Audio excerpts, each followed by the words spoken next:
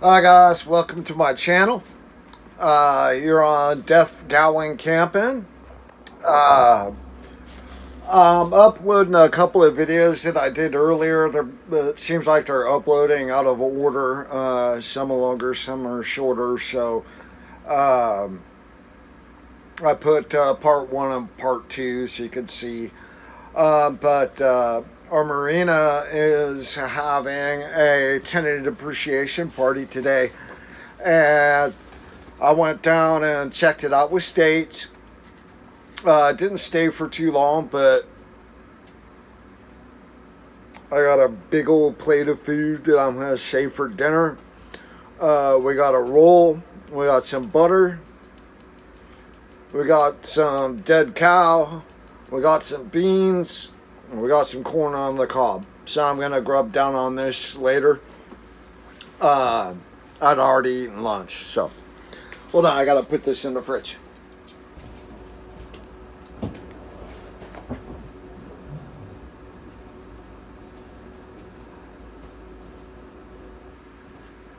Move it, puppy.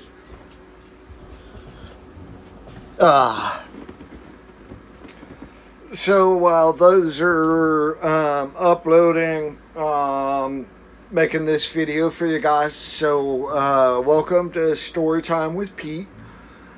Yesterday I touched on the coin rings, and that it's Katie and I's wedding rings. I really do wish that I could introduce you guys to Katie, but unfortunately I can't. Not yet anyway. I will. She does exist. She is the most awesome person you will ever meet. She is, without a doubt, 100% my better half. She's, yeah, you guys will see. She is absolutely amazing, and I love her more than I love myself. Anyway, so welcome to Storytime with Pete. So I thought I would talk to you guys today about Katie and I. You know, if you're going to get to know me, you might as well get to know Katie. Even though she's not here at the moment. Katie and I met back in 2016. Katie remembers the date. I think it was in September. But at the time I was going through a pretty... it was a pretty hard divorce. Yeah, it was a pretty hard divorce. But it was obvious that my marriage was over. It wasn't something of my choosing.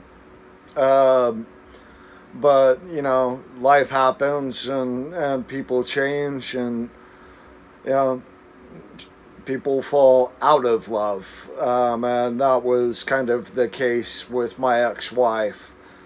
I'm not going to get into that. We have a good relationship now. You know, we're friends. We talk, we co-parent. I actually spent Christmas at her house with her and her new husband and her two beautiful sons. You know, we have, you know, two children together, so I thought it was important to try to, you know, replace the path that we were going down. You know, I was States, no. I'm on the phone. Oh, States. I'm on the phone.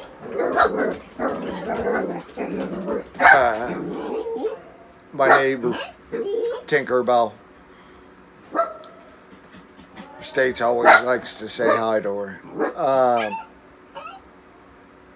but the road we were going down, we were both just angry and bitter, and I didn't like that reflecting onto the kids. So I'll be honest, I was more angry and bitter. And I realized that, and then like when she had her first son, my son Austin, he just dotes over him, absolutely loves him. And I was thinking, like when I go take Austin camping as Jake gets older,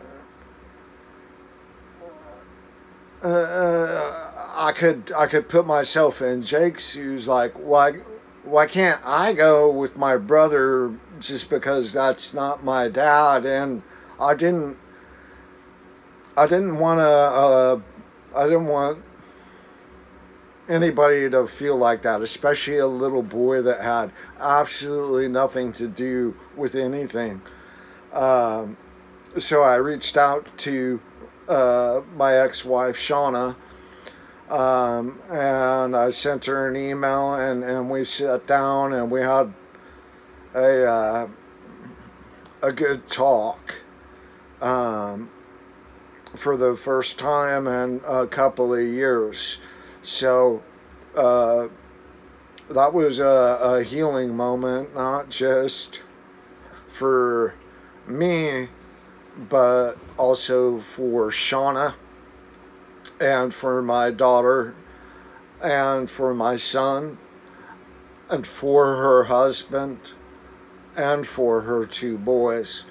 So it was definitely the right call to make. I'm a happier person, not holding on to the bitterness and anger. But while I was going through all of that, I knew the marriage was done, and I'd been alone for almost a year and a half, not dating or anything like that, and I was lonely, so I met Katie fishing on a website, a dating website called Plenty of Fish. And she sent me a message, and I look at her profile, and between our messages, I mean, we just two peas in a pod.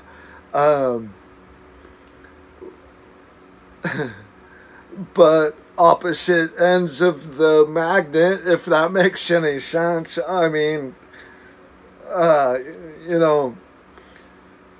she's a police officer, and I'm not a criminal, but I'm on the other end of the scale.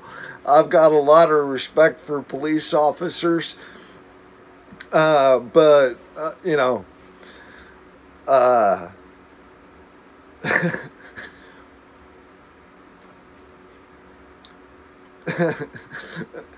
we'll leave that for another day. Like if you asked any of my friends, or if you would have told any of my friends, you married a cop, that what?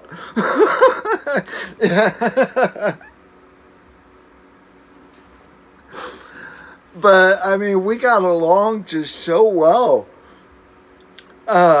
just through the messaging on the site. And then we eventually, I could hear, back then, I've always been deaf in my left ear, but I could hear perfectly with my right ear. So when I met her, I could still hear.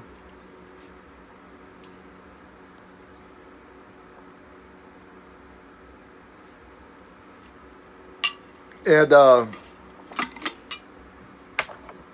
we started having phone conversations. And that would last through the evening until we went to bed. You know, she would call me when she got off work, and or I would call her when I got off work, and we would just stay on the phone talking about nothing, everything, nonsense, stories, making up stuff, nothing, anything, and everything. So we decided to meet.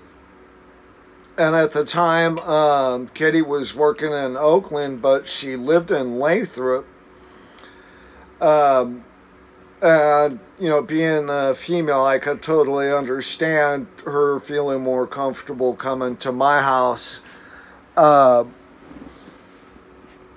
versus me going to her house. You know, having some strange dude come into her house, you know, versus coming to my house where, you know, I have roommates. So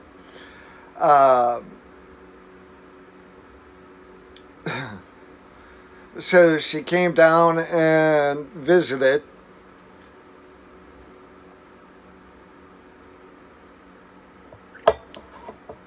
And we started dating.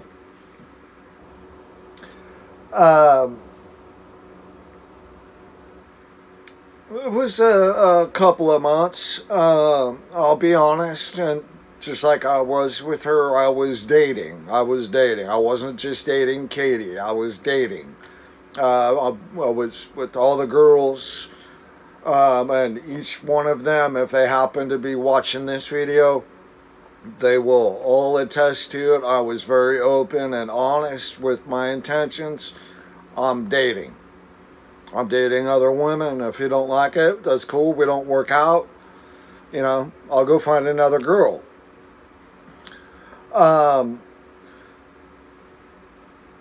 So that's that on that.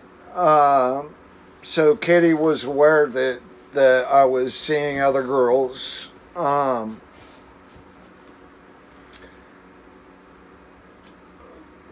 But I was spending more time with Katie than I was with anybody else. I felt a very, very special connection with her. But we were on the phone one night, and this was after I lost my hearing. So I used to use my earbuds, you know, that come with your iPhone. I used to use those to be able to use the telephone, and I used an app that the hearing doctor told me about so that I could use my phone as kind of a cheap hearing aid through my earbuds. So I was still able to have conversations with her after I lost my hearing. And one night I heard something that she said that I wasn't supposed to hear. And that was, "I love you," as we were hanging up the phone.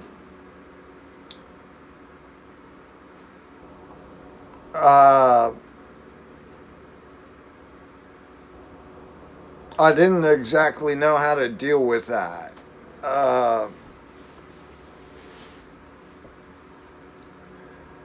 I had it after my divorce. I had it in my head, or going through my divorce, I'd had it put into my head that I didn't deserve to be loved. And I believed that myself for a long time. And I cared very, very much about Katie. And with hearing what she said, I thought it was best to let her know that I only wanted to be friends and nothing more and not date anymore. Um, that was a really hard conversation to have with her because I didn't want to hurt her, but I knew by talking to her I was going to hurt her, but I didn't want to lead her on because I cared about her so much. I didn't want to lead her on. So she invited me over to dinner one night, and I was supposed to stay the weekend. We did that all the time. Every weekend I had off, I was at her house. Every weekend that she had off, she was at my house.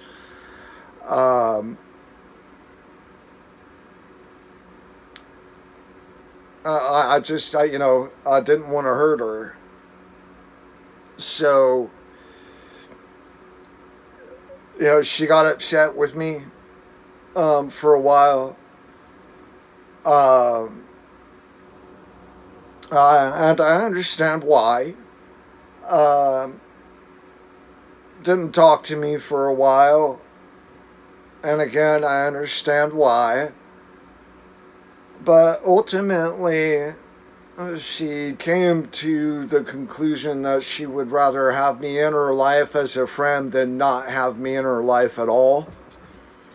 And she reached back out to me, and I mean, we were like two peas in a pod again, inseparable.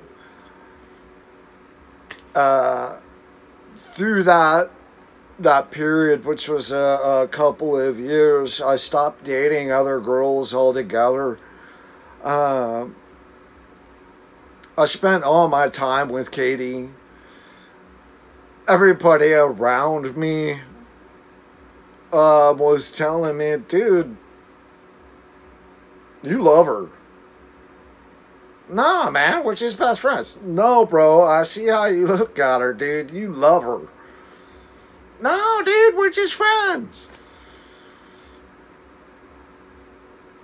They were right. I fell in love with her. I fell deep in love with her. I fell madly in love with her. But she was talking to and interested in this guy, a garbage man in Oakland, that and they would park in the same parking lot to eat lunch. And this guy, I'm not exaggerating. I am not exaggerating. This guy looked like Dwayne "The Rock" Johnson. He was a big built, broad-shouldered, muscly, tan-skinned, bald-headed, beautiful man. This is for you, Katie. I'm scrawny. And this guy is just a brick shithouse. Yeah, I can't compete with that. So I had to eat crow and bite my tongue until I found out that dude was trying to play my Katie, and he was married. So I took that opportunity to take a chance. And I've told this story about Caswell Park. It's a state park where Katie and I went for New Year's Eve. That became one of our favorite camp spots because it was so close to her house. We've probably been there, I don't know, 6 times or so. But we went there camping one night, and yeah, I talked to my kids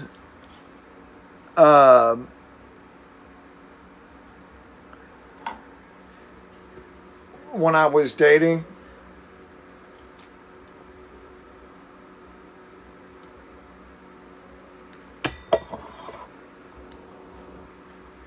Uh, and they asked me if they would be able to meet any of the girls I was dating. And I told my kids, nope. You're not going to meet anybody that I'm dating. You're not going to meet any girl until I know that she is going to be in our lives for a very long time. And Katie was the one, the only, and the first girl that I introduced to my kids. And even my kids were like, I know you love her. You know, no, we're just friends. You know, my daughter was like, So when I finally decided that I was gonna ask Katie to be my girlfriend, I wanted to talk to my kids first. I don't need their permission to do anything, but I involve my kids in my life and my decision making because it does affect them, and I would like their input. So we had a family meeting, and I sat down with them, and I told them I wanted to ask Katie to be my girlfriend, and both of them were like, yes, I knew it, I knew it, I knew it, I knew it. So I was just waiting for the right time. Went on a couple of camping trips. A camping trip, I told a previous story about where Izzy's old douchebag boyfriend was on. She thought I was going to ask Katie to be my girlfriend on that trip. Nope, timing wasn't right. So I asked her to be my girlfriend at Caswell when we were alone. And I had a song picked out. Thank You by Aaron Nettles. And I put the CD in, and that's playing. And I keep waiting for that song to come up because I also wrote out the lyrics to that song. And I was going to give it to her.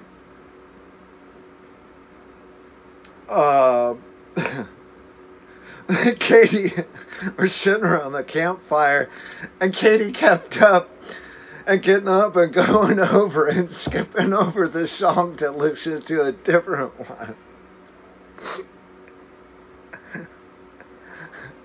It's like sniper in me. I mean, sniper in me, and I keep up going back over. So finally, the song comes up, and as it's playing, I hand her the note.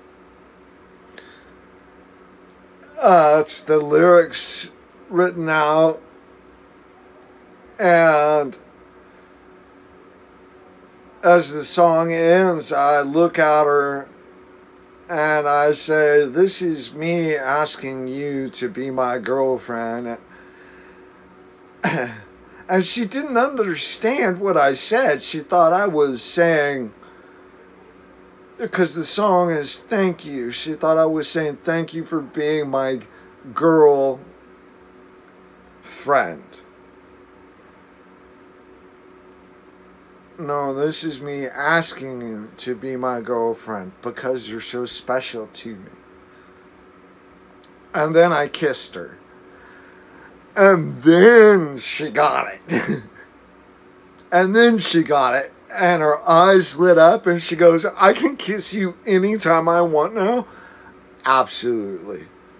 Absolutely, you can. Anytime you want. I love her. So we, did that for a while where I'm in Sacramento and she's in Lathrop. And it got to the point where it was like, you gotta have a 4-bedroom house. And it's just you that lives there. Your son is grown. He hardly ever comes home. Why don't you sell your house and move in with me? Makes sense. So we did that. And that worked out just great. And then, we bought the yacht. One I'm sitting on right now. And,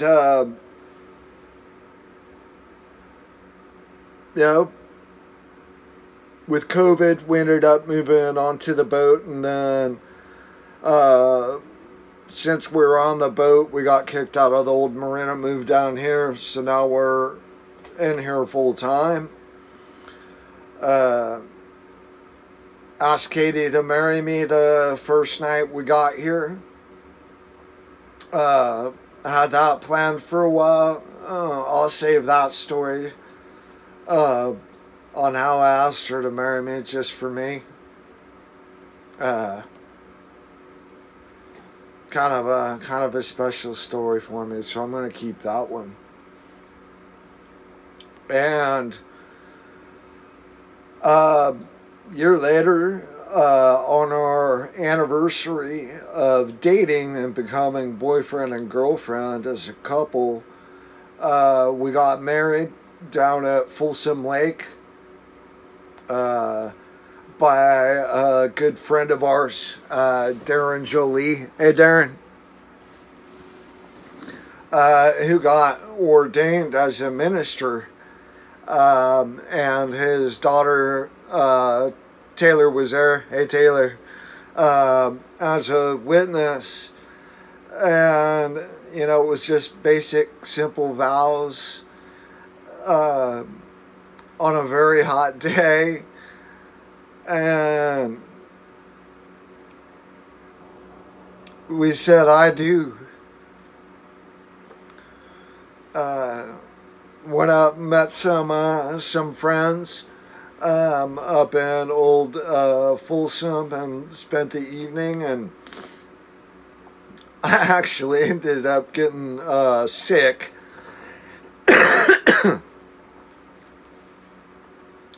I was nervous all day, so I wasn't drinking enough water, and it was super hot out, so I got dehydrated. Ended up throwing up all night on my wedding night. Sorry, Katie. I love you, though. She was great, though. She totally understood.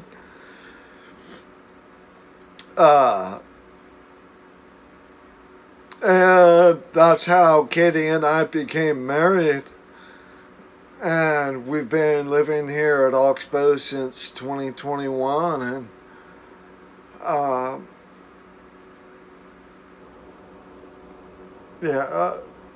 life couldn't be better other than what happened recently with her being in the hospital.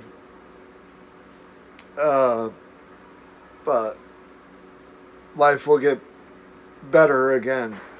And, we'll start doing all of our adventures again. Everything we've talked about, everything that we've planned. We will get back to that.